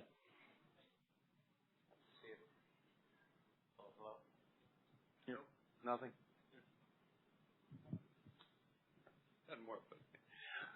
That's the CFO, and that's the appropriate thing. I hope you like that presentation. I think it's actually, it's certainly more detailed and more thoughtful and informative, I think, than we've ever done before. Dan, I thought that was amazing, frankly. But it is just that. It is the building blocks. Your question, Serge, is exactly right. I mean, I look at periods of time when this company was able to exceed 7% of your growth, and you can be assured that the people who are running the place are sure as heck going to be trying to do exactly that or better. That's different than CFO trying to lay out building blocks for the or the investor world. So I hope you can understand that difference. What else? What do you guys want to know? I want Wendy here. Also on the operating side, Jan on the capital allocation side. What are you guys worried about? Sure. Go ahead, man. What do you got, Greg? I guess on the topic of just now you got it. I guess on the topic of just the other category, G&A, AI, could you just give us some context about just what the upside downside is and how to think about that? Sure. And you may want to quantify this, buddy, but the question is in the other category of G&A, AI, et cetera. What kind of numbers and what kind of stuff could that be? There is no doubt that as this world changes and as there are more technology tools that are available to us, I want to make sure that this company includes the type of human capital that complements what is here today. I don't want to be looking at things from a 2005 or 2015 world in 2030. And so we talked about it at dinner a little bit last night. There will be the resources that are added, business resources that are added. Important point, business resources with a technology bent to be able to help that. And absolutely with respect to the ancillary income that and sponsorship, et cetera, that Wendy went through. There's a big push there, and there's a number there. Now, you saw kind of a range of that, but it's that type of thing. Hard to sit here on May 21st and forecast, quantify, but you can be sure that there'll be a benefit from those initiatives. I just don't know how big at this point. Great. You were next, right? Yeah. Yeah. Thanks, Don. I just wanted to talk on the capital recycling side. That sensitivity table you provided, it seems like it's more of a starting point on initial acquisitions versus where the dispositions are priced at. So I'm curious, when you're going into these acquisitions, obviously immediately accretive, but what are you looking for long term? How are you achieving that, right? And what's kind of the ultimate goal with the assets you're buying? Yeah, great point. And I'm gonna start and you want to add it. It's financially, it's very simple. It's that IRR. Business wise, what is behind IRR requires us to in order to get numbers like that, you have to be in places which are clearly underserving that consumer base, clearly. And the evidence that suggests an underserved consumer includes taking that affluence, what choices do those people have, what have they used in other markets, and where are the holes in that retail base. That's really important from my perspective, because what I want to be able to do always at this company is intensify the land. I always want that. I want there to be more, more GLA, more income stream, et cetera. The easiest way to get it is from higher rent from better retailers. Really important. So that's the foundational important piece that I'm trying to get to. But I also love opportunities that I cannot underwrite upon the initial underwriting, like you're seeing at Pembroke. We're not there yet on the residential piece. We didn't underwrite one incremental residential unit, and it's very likely that you're going to see hundreds of incremental units on that site. So it's a combination, and that stuff tends to happen in bigger properties rather than 8 and 10 acre smaller properties.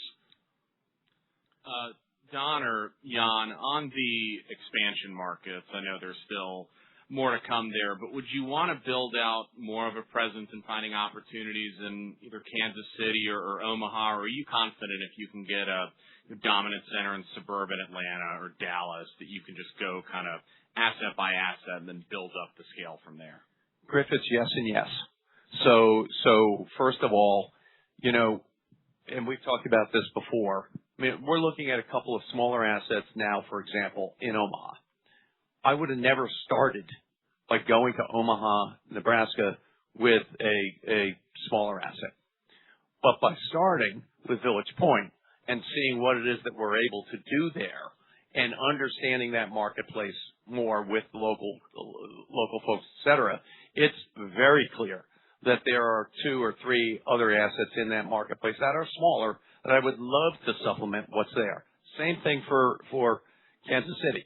Now, having said that, yeah, let's get that big dominant asset. Let's see what happens later on in the year with Avalon and the other stuff that will come to market as they go, in Atlanta and other places like that. Yeah, we'll be at the table, but we're not going to do it to the extent we can't see and figure out what Greg asked, and that is that true ability to be able to transform and make a better retail tenant base there to be able to create places like this. Not that it's going to be Santana Row, but these pieces of what happens here is what we are looking for when we go to market. I guess, Dan, can you talked about 4% NOI growth over the next sort of 2 years. Talk about the breakdown of that. How do you think about occupancy, the rent bumps? I mean, given that, occupancy is sort of at a high level for the industry now, help us think through that. Yeah. Look, I think that it's a combination of all of those things. I mean, that was on a cash basis, the 4% or 3.5% to 4.5%.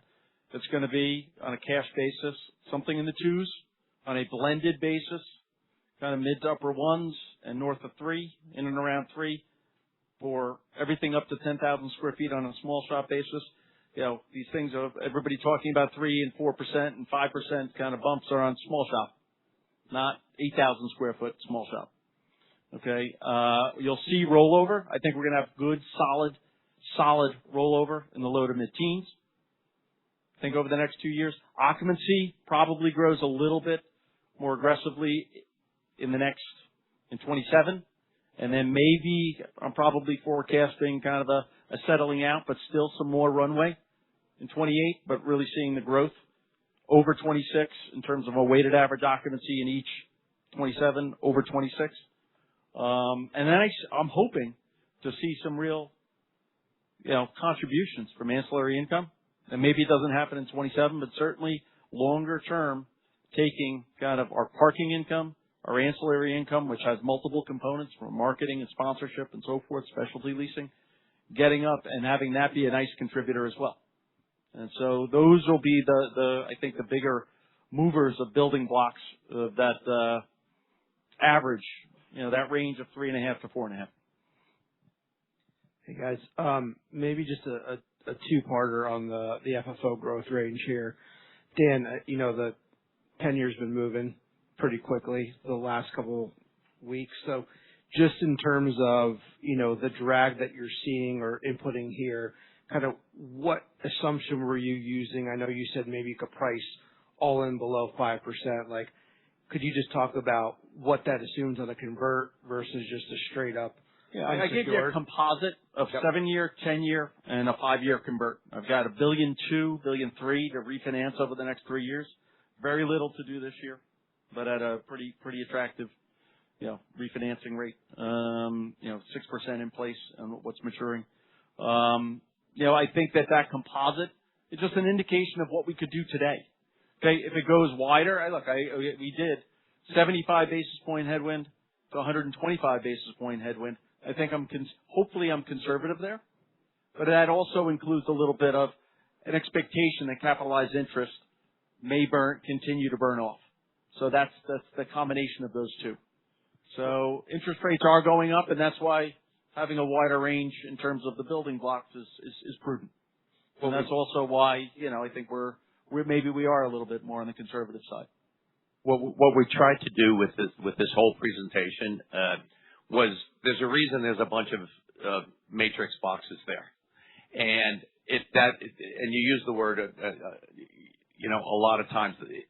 This is really what has some general assumptions in terms of how to build, what the algorithms are to be able to build to back where what this real estate can and should be able to do. Every one of you will make your own assumptions with respect to interest rates. Samir, you'll make your own assumptions with respect to vacancy.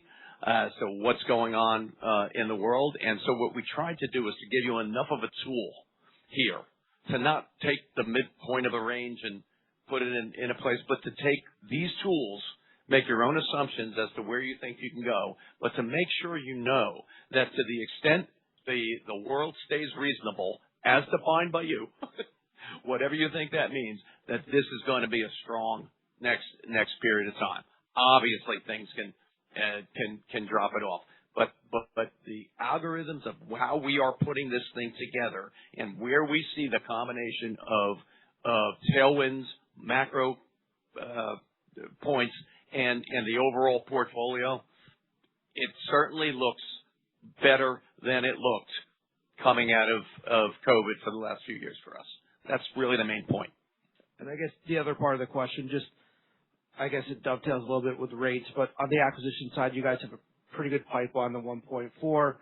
At ICSC, we heard you guys kind of pique people's interest in going into the Midwest now, and so you may start to see more competition from pension funds and others.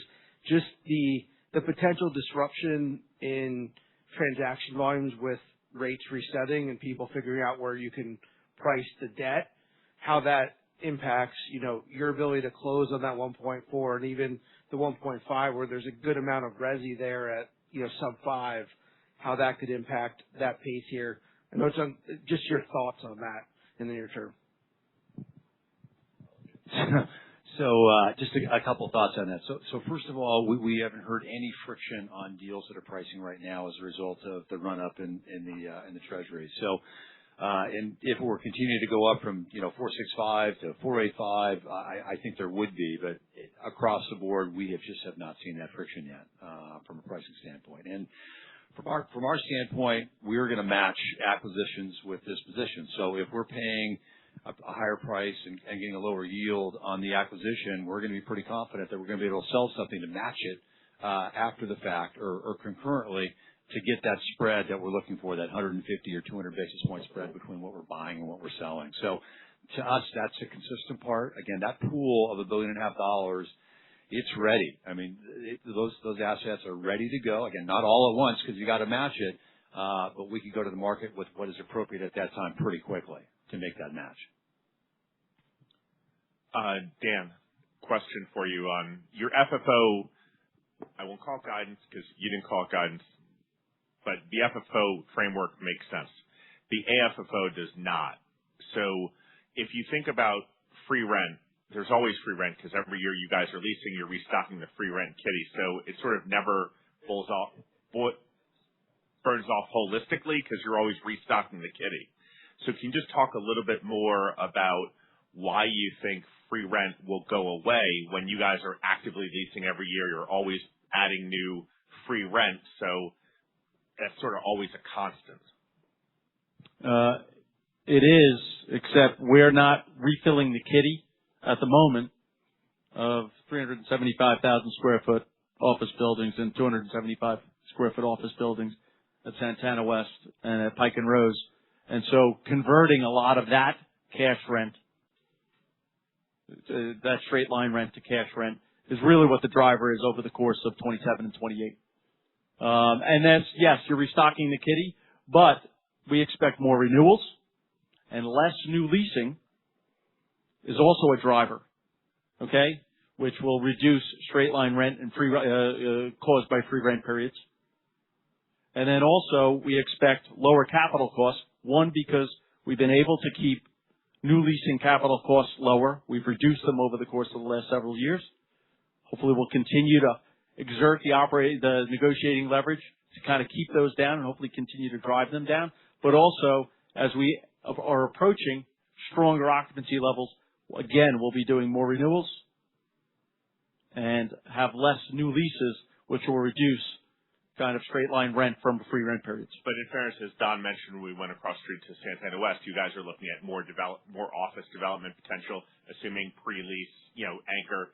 So, yeah, it may burn off, but then it's going to come back as you guys do what you do, which is add incremental components to your... It's just a bubble, Alex, is all he's saying. There's a bubble. There's two big giant buildings that have just been completely leased up that will convert to cash rents over the next couple of years. It's a bubble. So you will see the higher cash coming in incrementally period over period. It makes perfect sense. To the extent there's a new building because there's a build to suit, nothing spec over there, just to be clear, on that, then yeah, there'll be economics of that at a point, and we'll talk about that when there's something to talk about. But as he's forecasting, clearly the conversion of straight line rents to cash rents it is happening and will continue to happen in bigger numbers over the next 6, 9, 12 months. Speaking of bubbles, you mentioned you'd tell us about the theater potential. Yeah, so some of you have noticed there is the ugliest building on that piece of land over there. That was an old Century Theater, which has been marked historic, correct? And so technically that building has to be approved in terms of whatever it's going to be used for. That, by the way, is not on the lot of the other 275,000 feet. That's an incremental thing. And by the way, we got some ideas for that get into the ancillary income piece that could be interesting, but that's in none of the numbers you've seen. And by the way, just to clarify, at Westgate we talked about potential long term for residential entitlement there. That has nothing to do with the entitlements that I talked about here. That's so far out in the future and so forth. So just so there's some clarity from that perspective. What else? Hey, thank you for having us. I think the team has done a fantastic job. And not to be the bad guy, but Don, just curious on how you and we should be thinking about succession. You obviously have a very talented team. Yeah, no, I appreciate that. I'm not going to be doing this at Federal Realty for the rest of my life. And this how's that for clarity? Is that clarity? But I got to tell you this, man, the period that we're in right now, and this entire investor day, and what it is that we are pushing for, to be able to create and harvest the value that we that we have created, and the ability to reinvest it, is one of the most exciting periods in my 25 years here, 28 years or whatever it's been. I want to get through this a bit. I really like this, and I'd love to be able to see some of the stuff that we talked about today actually coming to fruition. I really believe that there's a good chance to have that. Having said that, there will be a process starting in the not too distant future, and I don't want to put a timetable on that, but the not too distant future, where we'll hire a recruiter and we'll start looking for a replacement for me. And when you look at our team, this is what I've been doing just nonstop for the last 2.5, 3 years, is to make sure we're not just a bunch of old guys and women who've been around here forever, but that we are bringing in new talent, that we're combining the best of the experience. Let's use experience, buddy, right? The experienced people, all of us up here, with new and the best talent. What we have found, which I do think is a critical important thing, this company has an amazing reputation with retailers, with other owners of shopping centers, with vendors that do the work for us, and we're for prospective employment. And so I don't think it's going to be, it hasn't been very hard to attract great talent into this company in a period of time that macro isn't an easy time to attract great talent. But we've been able to do that because of this reputation. I couldn't be more proud.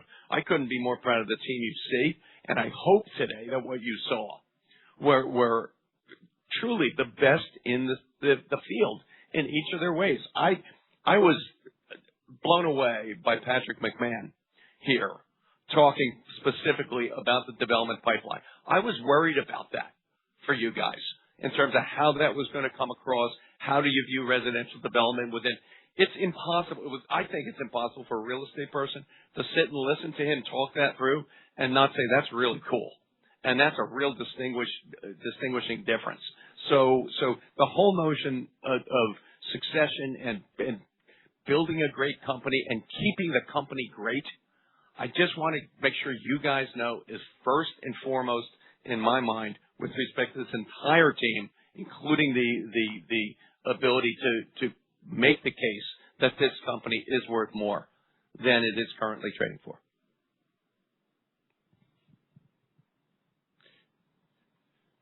I was hoping that was a mic drop. No, we're good. We needed some space to breathe after that. We just spent the last 24 hours seeing and hearing about the strength of your portfolio.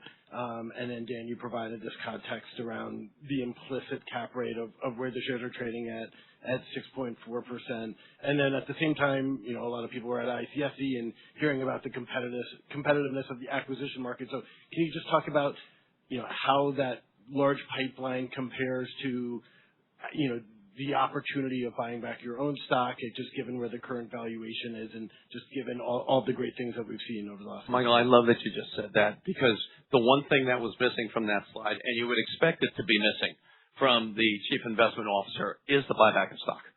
And because he doesn't want to buy back stock, he wants to buy stuff and grow the company. And by the way, so do I. That is the mission of why we're there. That does not mean, though, that to the extent the best investment is not our own equity, that you will not see that happening. You will. Because to the extent, and you bet, we are trying to match dispositions with acquisitions. Of course we are, for tax reasons and other reasons. But sometimes there is a way to effectively create disposition capital in a way that suggests we want to do it now. And if we don't have the right acquisitions to do, you'll see stock buybacks. Because there is complete conviction in the ability of the non-NAV slide that Dan put up there. So that is an investment option. It clearly is. Yes, we're making progress in conveying our message and in the stock price and all of that. But sometimes those things are fleeting and all kinds of things happen. Don't believe for a minute that we won't buy back this equity to the extent we don't find better opportunities to buy, and we have great disposition opportunities. Thank you.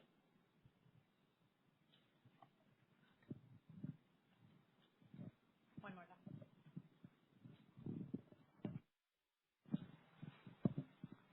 Thanks. Can you talk a little bit more about the ancillary? Because you're basically talking about doubling it from 30 to 50. Is it going to be very broad-based? Is it going to be very chunky items at, say, Santana? And then just as a quick clarification follow-up, on the $1.5 billion dispositions, I know there's a little note that said potentially $2 billion long-term. Is that an extra $500 million or $2 billion more on top of that? It's an extra on top of the $1.5 billion. There's potential for monetization of an incremental $2 billion. Okay, so it's not 1.5 plus 500 million. No. Okay. No, it's 1.5 plus 2. I'm glad you asked the question on additional sources of revenue. I think over years we've had a little bit of change here at Federal Realty. We always had, like I said, a traditional program that was pretty robust, and we approached it in a simplistic way. And now and we never want to, just to your point, we never want to junk up our properties or not do something that supports our overall brand for the company. But with 25 to 50 acre sites attracting the kind of demographics that we've been talking about all day, we are really finding that there is some pent-up demand for how to brand ourselves in cooperation with other companies and do it in a way that can activate the shopping center, that will complement the people that are coming here. And we've seen over this past year, a huge opportunity, and we haven't fully gotten our arms around it yet, but we're working on it, and I'm really excited about it. And parking. I mean, we are finding ways to really take advantage of the parking that we have, which is part of that component. It's parking and ancillary. Placer data has changed things. Being able at least to me. So really over the past few years, really understanding Placer AI and understanding traffic and getting a better view of the number of eyeballs that are effectively coming and going, the dwell time, all of the stuff that you saw today suggested to us that we are not fully exploiting all of those eyeballs and what is happening at these properties, combined with a maturation process where when you talk about these big places, whether it's Santana, Assembly, these are not development sites. They have development capabilities in them. These are the most stable, best performing assets in the portfolio. These things kill it. And so the notion of really having more data to exploit and use with potential other people that care about that has been really enhanced with Placer and other technological improvements.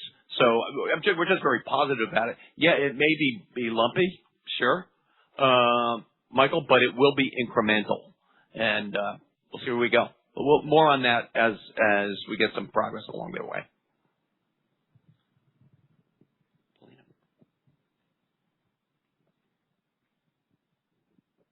Thank you. I have heard today a few examples of fair market rent renewals. So my question is, how prevalent are these type of lease structures? And given the solid backdrop in terms of fundamentals, is there an intentional goal to increase this?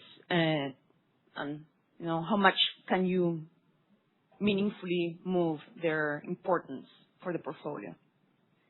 So fair market renewal options, first of all, we don't love options of any kind because they're always at the tenant's option and never at our option. But yes, we do options.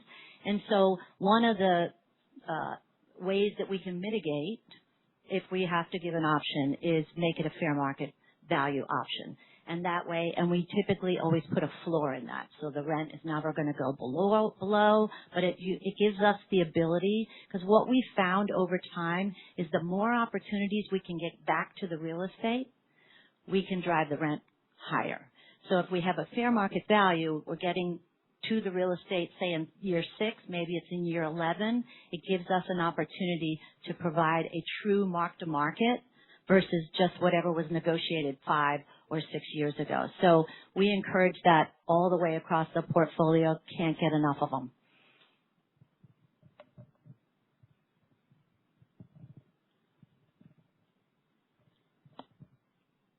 It feels like you guys want to go home.